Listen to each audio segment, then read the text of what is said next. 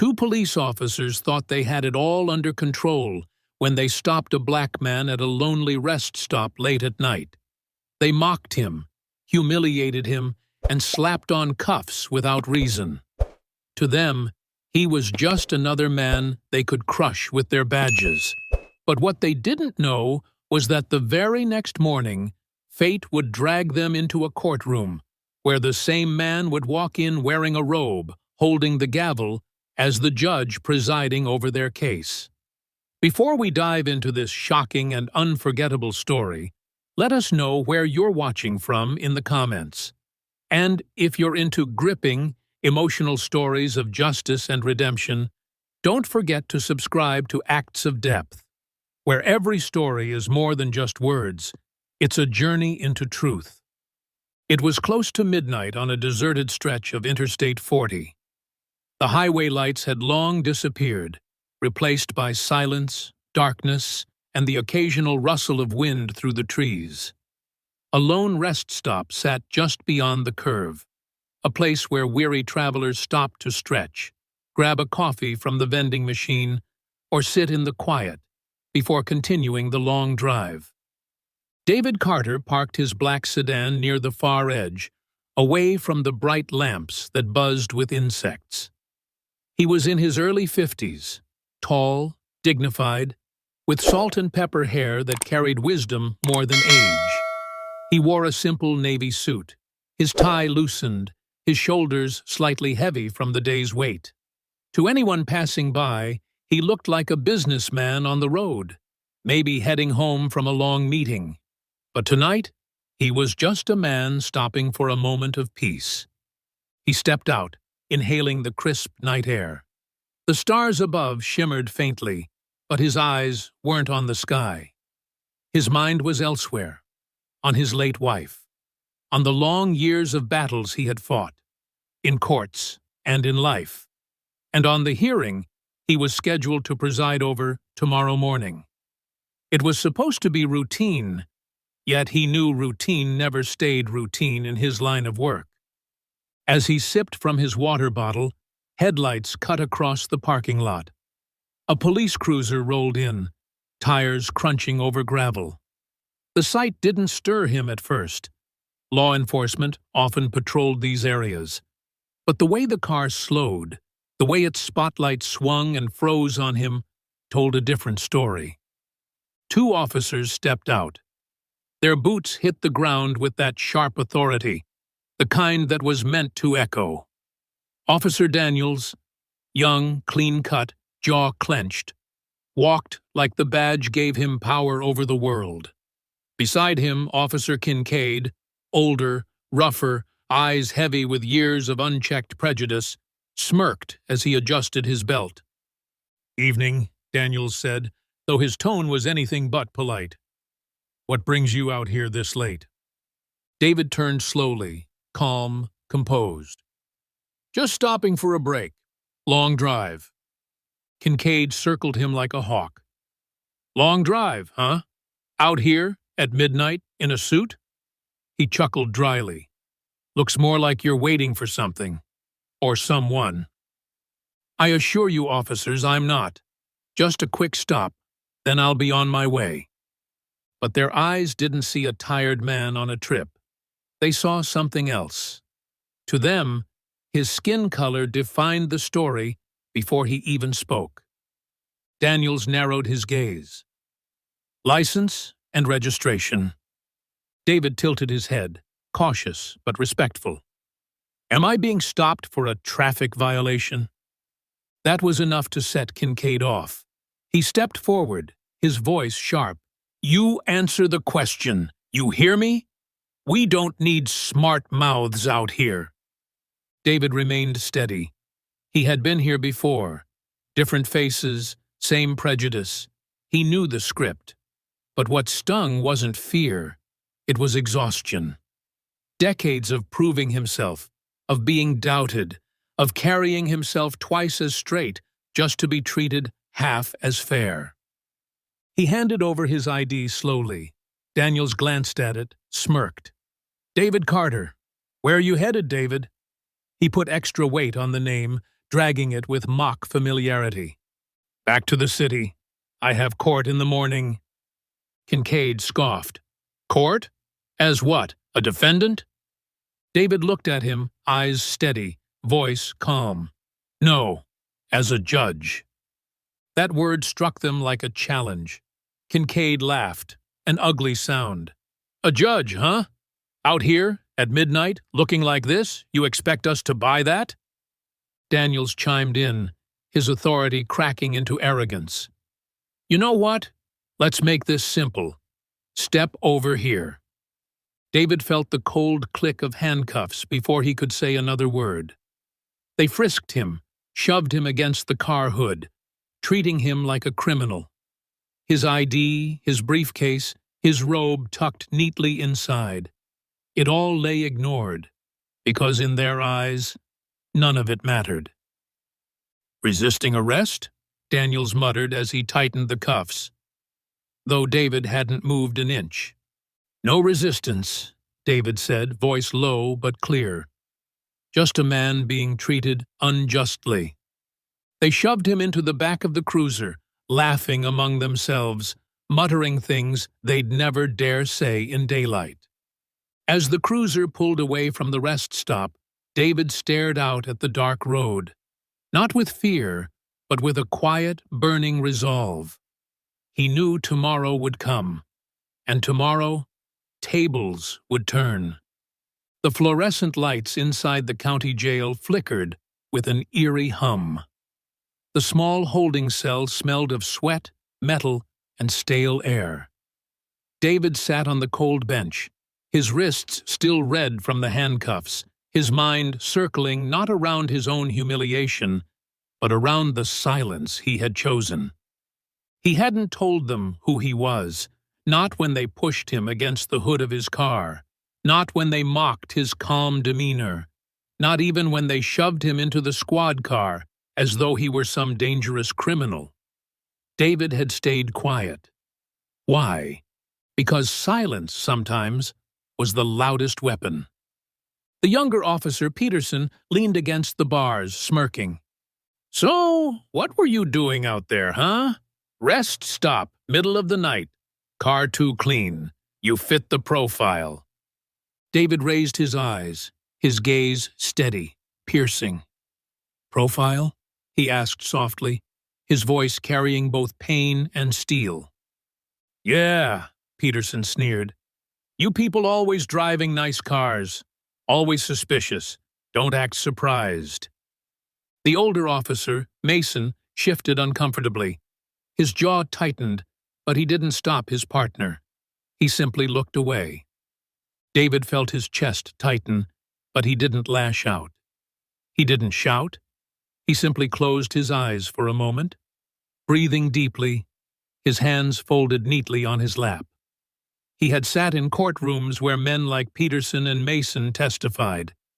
He had heard stories from black men and women who had been broken by encounters just like this one. But never had he imagined that one day he would be sitting on this side of the bars. Hours crawled by. Finally, an officer came to the cell and said, "All right, he's clear, release him." David stood, his posture unbroken, his dignity intact. Mason avoided his eyes. Peterson, however, leaned in close as the door opened and muttered, "Next time you won't get off so easy." David didn't respond. He walked out, the echo of his footsteps heavy against the tiled floor. The next morning, sunlight filtered through the tall windows of the courthouse. Inside courtroom 3B, officers and lawyers murmured in hushed tones. A case was scheduled for a hearing. 2 officers accused of wrongful arrest, racial profiling, and abuse of power. Peterson and Mason stood at the defendant's table, their uniforms pressed, their faces stiff with tension. Their lawyer whispered strategies, trying to reassure them. They had faced complaints before. None had stuck. The courtroom doors opened. A hush fell, and then he walked in. Judge David Carter, black robe, dignified presence, sharp eyes that commanded silence with nothing more than a glance. Peterson froze, his mouth slightly open. Mason's face turned pale. Their lawyer stammered, "Your Honor." But David didn't flinch. He adjusted his glasses, sat at the bench, and in a voice calm yet resonant, said the words that shattered their world. "This court is now in session." The irony cut through the air like a blade. The very man they had humiliated, shoved, mocked, and arrested without cause, now sat as the arbiter of their fate. The tables had turned in a way neither of them could have ever imagined. The gallery buzzed with whispers. A local journalist scribbled furiously in her notebook. A few spectators exchanged glances, recognizing the poetic justice unfolding before their eyes. David leaned forward slightly, his eyes locking on Mason, then Peterson. "Gentlemen," he said, his voice low and deliberate, "do you understand the charges brought against you?" Neither man spoke. Peterson's arrogance had vanished, his earlier smirk replaced by unease. Mason swallowed hard, his hands trembling slightly. David's heart pounded. This wasn't just about him. It was about every man who had been stopped for fitting the profile. Every woman who had been silenced by power abused in the shadows. Every child who had been taught to fear sirens instead of trust them. He had a choice. He could seek revenge, or he could seek justice. And in that moment, the courtroom braced for which path he would take. The courtroom buzzed with restrained tension. Every shuffle of papers, every cough, every whisper felt amplified under the weight of what was about to unfold. Judge David Carter sat tall, his gavel resting lightly near his hand, his robe draped over his shoulders like a shield of dignity. Yet behind his composed exterior, a storm brewed inside him. He wasn't here for vengeance. He kept reminding himself of that. Justice demanded restraint, even when rage whispered otherwise. "Prosecution," David said, his voice firm. "You may call your first witness." A middle-aged black man, trembling slightly as he rose, made his way to the stand. His name was Clarence Moore. He had been stopped by the same officers 3 months prior. He placed his hand on the Bible, swore the oath, then sat, his shoulders heavy with memory. The prosecutor, a sharp woman named Lisa Grant, stepped forward. "Mr. Moore, can you tell the court what happened on the evening of May 14th? "And your son?" Lisa asked softly. Clarence's eyes glistened. "He's only 12. He cried the whole time. He kept asking me, 'Daddy, what did you do wrong?' I didn't have an answer." A murmur of anger rippled through the spectators. Peterson shifted uncomfortably in his chair. Mason kept staring down at the table, guilt flashing across his face. David leaned forward, his heart clenched at Clarence's words. He had lived versions of that story himself. He understood the wound that such moments left, not just on a man, but on his family, his dignity, his future. Lisa stepped back. No further questions. The defense attorney, a slick man with a smooth voice, rose. "Mr. Moore, could it be that the officers were simply doing their job? That they acted on what they believed to be probable cause?" Clarence's voice hardened. "Probable cause doesn't explain why they called me boy. It doesn't explain why they laughed while I begged them not to scare my son." A sharp intake of breath swept the courtroom. The defense lawyer froze. Peterson looked at Mason, panic flickering in his eyes. David banged his gavel lightly. "Order in the court." His voice held no anger, only authority. Next, Lisa called a second witness, a young Latina woman named Rosa Delgado. She too had an encounter with the officers. Her story mirrored Clarence's. Intimidation, harassment, humiliation, all cloaked beneath the thin veil of routine procedure. As Rosa spoke, tears streaming down her cheeks, Mason's composure cracked. He rubbed his temples, his eyes clouded with regret. Peterson, however, sat rigid, his jaw clenched, his pride refusing to yield. Finally, Lisa looked at David. "Your Honor, our final witness is you." A heavy silence dropped. The defense lawyer immediately objected. "Your Honor, this is highly irregular. A judge cannot testify in his own courtroom." David raised his hand. "You are correct. I cannot take the stand while presiding. But let me be clear. The events of last night are already documented in my statement to the district attorney's office, and they will be entered into record at the proper time. Today, however, this case is not about me. It's about a pattern of abuse." His voice reverberated through the room, sharp and resonant. The gallery erupted in quiet nods, whispers of agreement.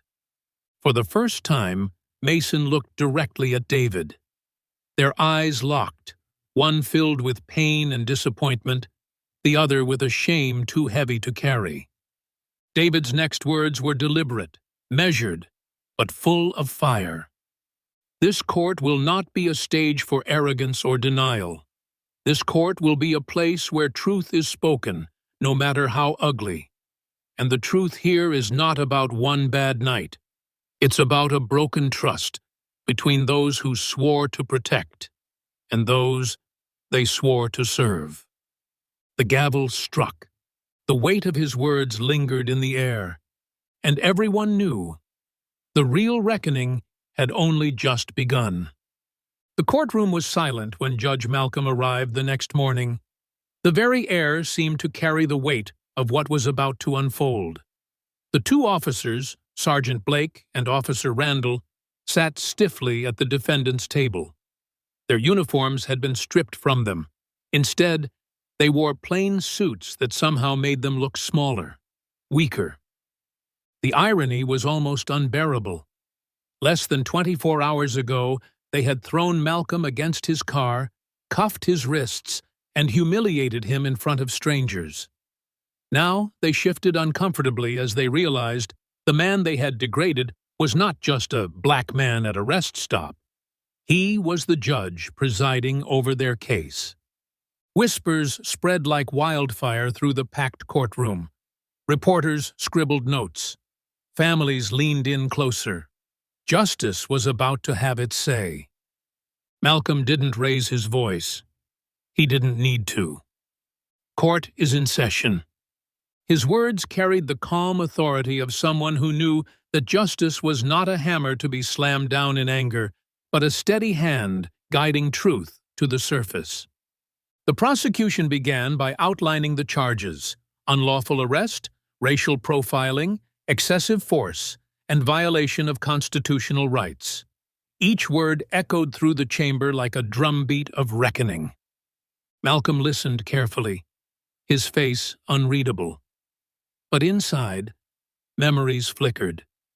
His father telling him as a child, "The measure of a man is not in how he treats those above him, but those he believes are beneath him." He watched Blake and Randall squirm, their bravado crumbling with every detail revealed. The dashboard footage that showed Malcolm's calm cooperation, the eyewitness testimonies that contradicted the officers' lies, the internal records showing prior complaints of racial misconduct that had been swept under the rug. It wasn't just Malcolm's word against theirs, it was the truth against a system that had looked the other way for too long. At one point, the defense lawyer tried to minimize the situation. "They were doing their job, Your Honor. Perhaps their judgment was flawed, but—" Malcolm cut him off, his voice steady but sharp. "Flawed judgment does not involve pressing a gun to a man's head for no cause. Flawed judgment does not mean ignoring his identification, his status, his humanity. This was not a mistake. This was a choice. The room fell silent. Even the air seemed to pause. For the first time, Randall's mask cracked. His eyes dropped to the table. Blake, however, clenched his jaw tighter, his pride still refusing to yield. But pride, Malcolm knew, was a fragile armor. As the day stretched on, the narrative shifted. This was no longer just about one arrest. It became a mirror held up to the entire system. People in the audience wept quietly, some from anger, some from relief that someone with authority was finally saying aloud what they had lived in silence. And through it all, Malcolm did not rage, did not gloat. He simply let the truth breathe. Because he knew truth was enough. It always had been. When the recess was called, a young black man approached Malcolm outside the courtroom. His voice trembled. "Sir, seeing you up there, it gives me hope. I was arrested like that once. They treated me like dirt. But seeing you," his eyes filled with tears, "it makes me believe maybe things can change." Malcolm placed a hand on the young man's shoulder. "Change starts here, and it starts with us never looking away." The weight of the moment wasn't lost on him. He was no longer just a judge in a courtroom. He was part of a turning tide. And he knew the hardest part was yet to come, deciding whether justice would be a lesson or a life sentence. The next day, the courtroom was packed tighter than before. The story had spread across the city, pulling in activists, law students, ordinary citizens, and even off-duty officers who wanted to see the outcome. Television crews waited outside, hungry for headlines. But inside, all eyes were on the two men sitting at the defendant's table, Blake and Randall. Cross-examination began, and with it came the unraveling. Randall was the first to take the stand. His voice wavered from the moment he opened his mouth. The prosecutor, a sharp woman named Alicia Torres, walked him step by step through the events. "You claimed the vehicle was swerving?" "Yes. But the dash cam shows otherwise, doesn't it?" Randall shifted in his seat. "Yes." "You claimed the man resisted?" "Yes. But the footage shows he stood still, hands visible, no resistance. Correct?" Randall's lips tightened. "Correct." Each answer chipped away at the armor he had built. He tried to explain, to justify. But the more he spoke, the more the truth cornered him. Sweat gathered at his temples. His eyes darted toward the gallery, where strangers stared at him as if weighing his very soul. And then came Alicia's final question. "Mr. Randall, why didn't you check his identification when he offered it? Why didn't you read the name on the badge that said, Judge Malcolm Price?" Silence. Randall swallowed hard. Because I didn't care who he was." The courtroom gasped. The truth was out, naked and brutal. Randall lowered his head. He looked like a man who suddenly realized the weight of what he had done, not just to Malcolm, but to every person he had ever judged at a glance. Then came Blake's turn. Unlike Randall, Blake carried himself with defiance. His jaw was tight, his shoulders squared. He believed arrogance could still shield him. But Alicia was relentless. "Sergeant Blake, did you at any point feel your life was in danger?" "Yes." "From a man standing with his hands up?" Blake hesitated. "He could have been hiding something. You searched him. You found nothing. Correct?" "Correct. Yet you still pulled your weapon, shoved him against his car, and ignored his identification." Blake's nostrils flared. "Because I've seen people like him before."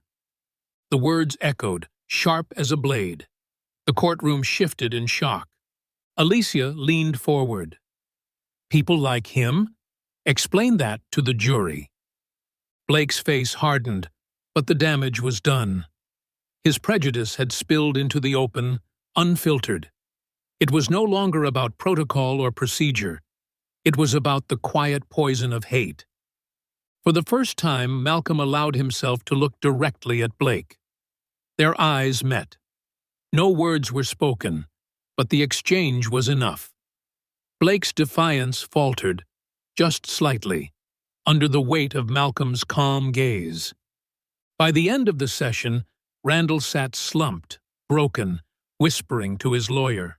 Blake remained rigid, but even he seemed to understand that the ground beneath him was gone.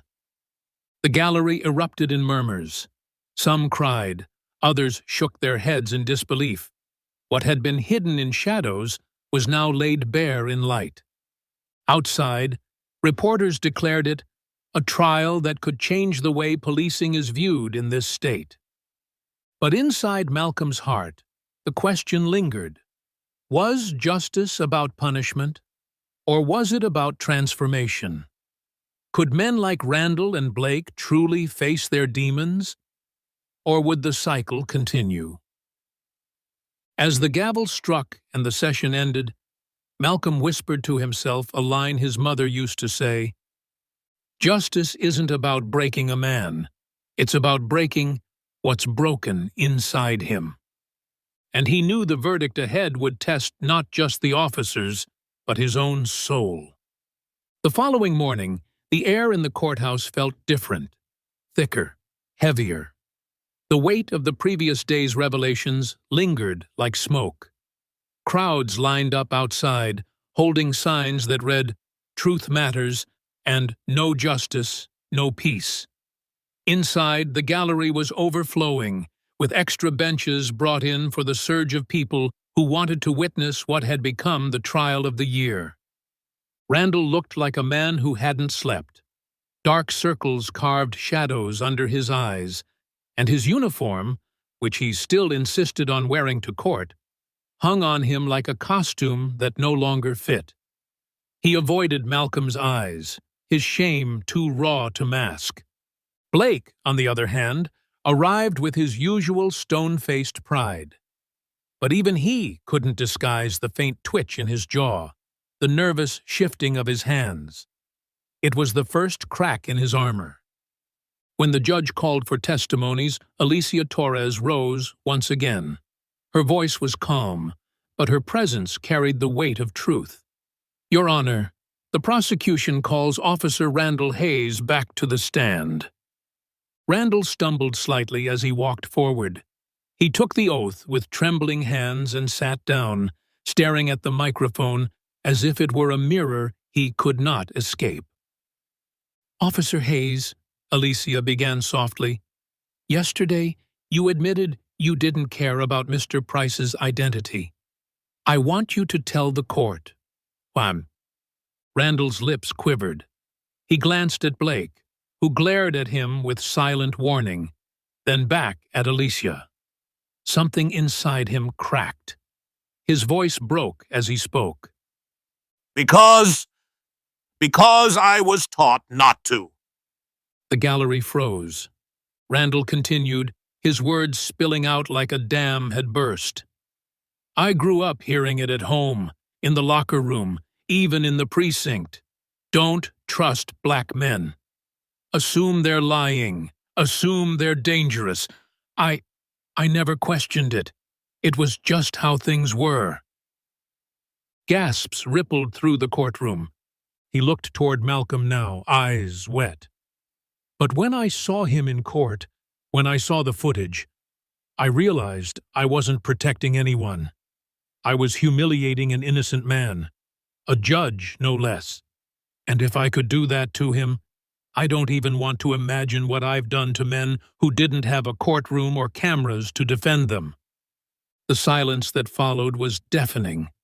Randall wiped his face, his voice cracking further. "I can't undo it, but I can tell the truth. Blake told me to ignore the ID. He told me, 'They're all the same. Don't waste time.'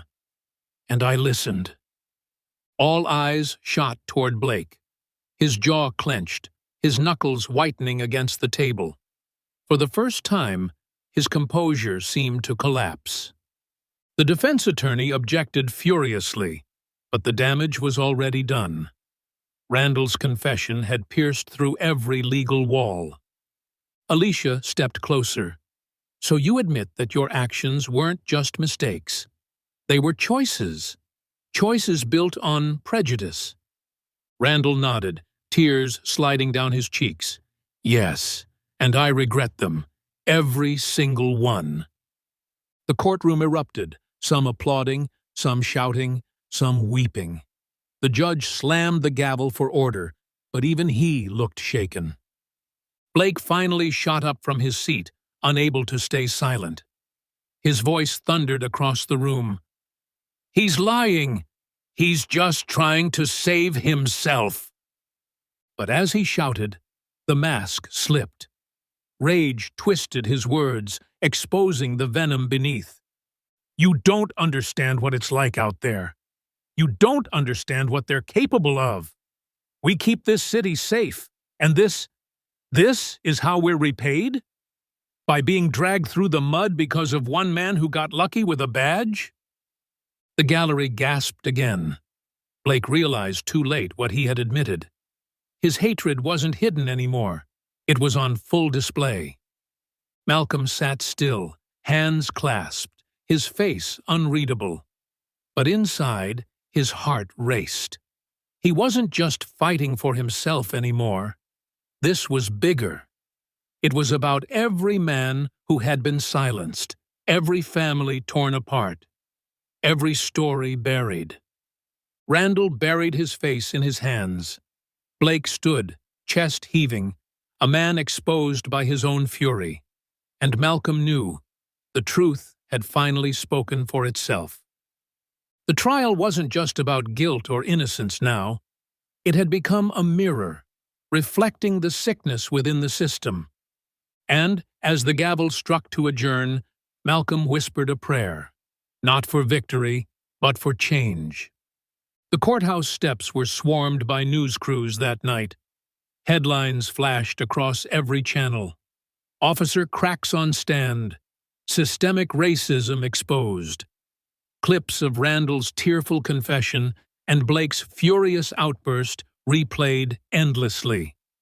Commentators debated what it meant for the case, for the city, and for the country at large.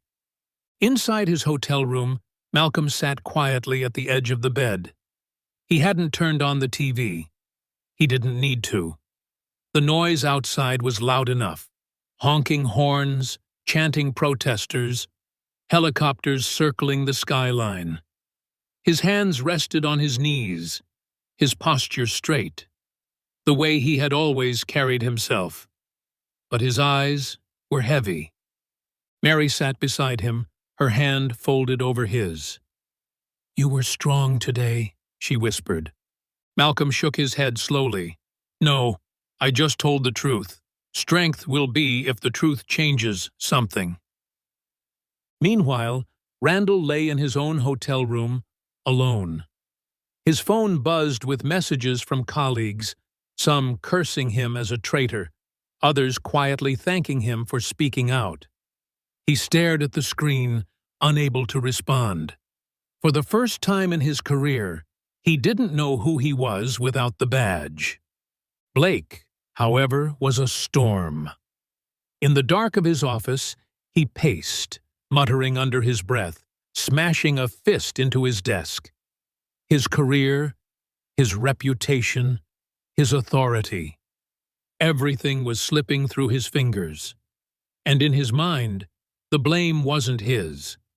It was Randall's. It was Malcolm's. It was everyone else's. His pride was too thick to see his own reflection. The next morning, the courtroom filled again. The atmosphere was electric, like the charged air before a thunderstorm. The jury had been sequestered, instructed to weigh the evidence, the testimonies, and the law itself. Alicia Torres delivered her closing argument with measured passion. This case is not only about one man's humiliation, It is about the abuse of power.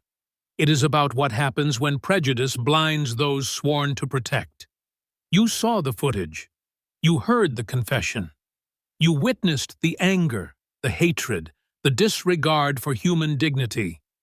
Today, you decide whether the law bends to bias, or whether it stands for justice.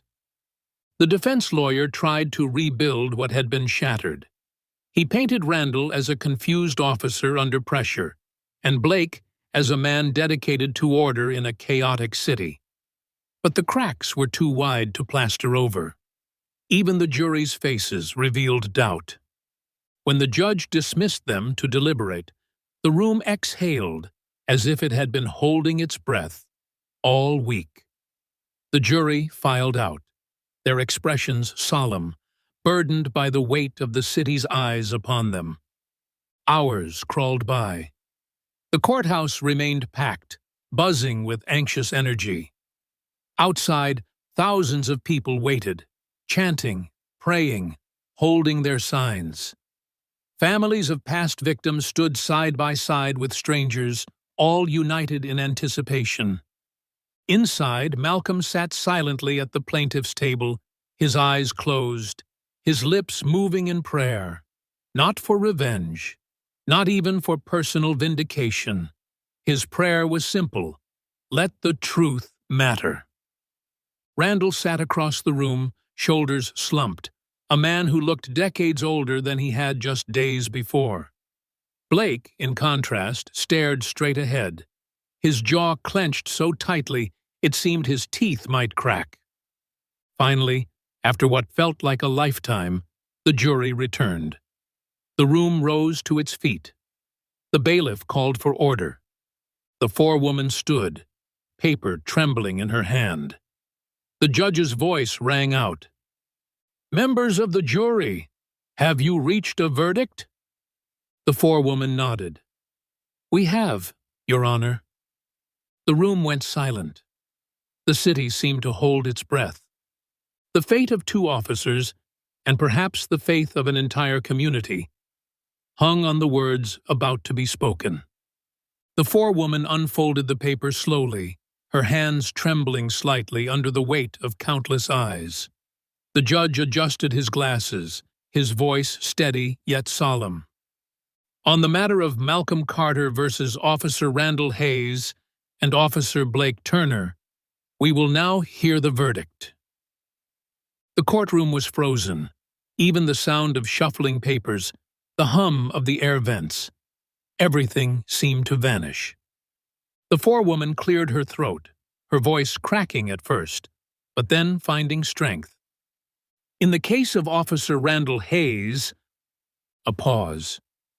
We find the defendant liable for violation of civil rights under color of law. Gasps rippled across the courtroom. Randall closed his eyes, tears welling, but there was no anger, no protest, only a weary acceptance. And in the case of Officer Blake Turner, the pause was longer this time. You could hear someone whisper a prayer in the back row. We find the defendant guilty of misconduct, abuse of power, and violation of civil rights. The courtroom erupted. Cheers, cries, sobs. It was chaos. The judge's gavel thundered for order, but outside the courthouse, the roar of the crowd was deafening. Justice, long denied, had found a voice. Blake's face twisted with disbelief. He shot to his feet, shouting, "This is a sham! You people don't know what it's like out there!" Bailiffs moved swiftly, restraining him as he fought against the inevitable. His voice, once commanding, now sounded desperate, pitiful. Randall, in contrast, sat quietly. His shoulders shook, but not from anger. His whispered words, barely audible, carried across the silence between outbursts. "I'm sorry, Malcolm. I should have stopped him. I should have stopped myself." Malcolm turned slowly, meeting his eyes. He didn't nod, didn't speak. Forgiveness was not his to give, not yet. But in his gaze was something even more powerful than condemnation: truth. The truth that had broken through years of silence, uniforms, and fear. The judge dismissed the court, and people flooded the steps of the courthouse. Reporters shoved microphones forward. Protesters held signs high. Children sat on their parents' shoulders to see history being made. Malcolm walked down those steps with Mary's hand in his. The sea of people parted for him. Camera flashes lit his path like starlight. But in his heart, he wasn't thinking of glory. He was thinking of every man and woman who hadn't lived long enough to see this day. The chants rose, echoing off the marble walls of justice itself. No more silence. No more silence. Justice for all. Justice for all. And for the first time in a long time, Malcolm felt the weight on his chest lift. Not because the world was fixed, but because the fight had been seen, the truth had been spoken, and a lie had been shattered in the very place it once ruled. The courthouse steps slowly emptied, but the echoes of the chants still lingered in the air. Malcolm stood at the edge of the plaza, away from the crowd now, just breathing, his heart finally unclenching. Mary squeezed his hand, her eyes wet but burning with pride. "Baby, you did it," she whispered. "You carried not just yourself, but everyone who's ever been silenced." Malcolm nodded, but his voice trembled. "I didn't do it alone. It was the truth. It was the people who refused to look away this time. That's what did it." Reporters kept calling out his name, asking how he felt, what he wanted to say. But Malcolm didn't answer them. He had already spoken where it mattered most, inside those walls where justice had been hidden too long. Now, he wanted silence, to let the moment breathe. Across the plaza, Randall sat on a bench, head bowed, his uniform already stripped from him. He looked like a man aged 20 years in one trial. When he saw Malcolm, he didn't move closer, but their eyes locked again.